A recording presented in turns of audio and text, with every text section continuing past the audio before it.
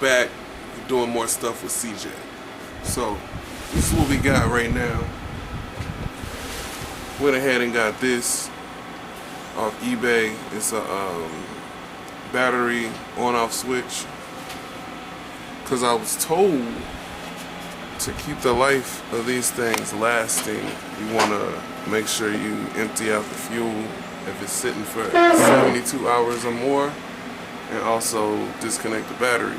So before, I was just taking off the seat, and it'd be easier if I just put this on there. That way I don't have to keep taking the seat on and off. So I'm going to install this on there. I'm looking and I'm thinking the best spot for me to put this thing is going to be underneath right here.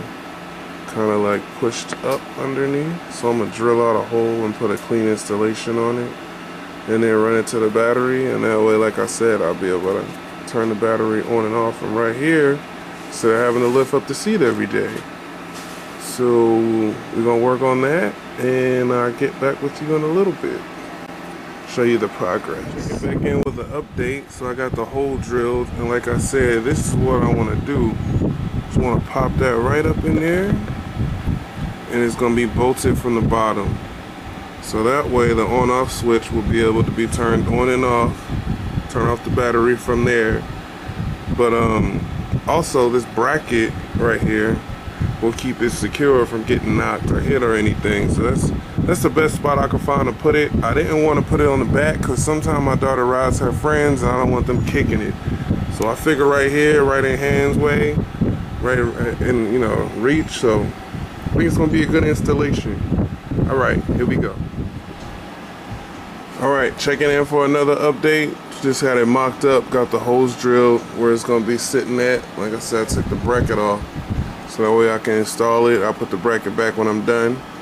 But next time I come back, we should have it done. I'm going to do the wiring right now. And then when I come back with you, everything should be in. It should be ready to get tested out. Alright, so real quick, I wanted to, before I get to the point, show y'all.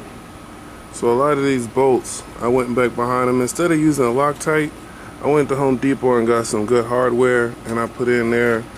So that way, these bolts wouldn't come loose, and they hold a lot better. So, just a little tip if y'all fellas want to do that, or ladies.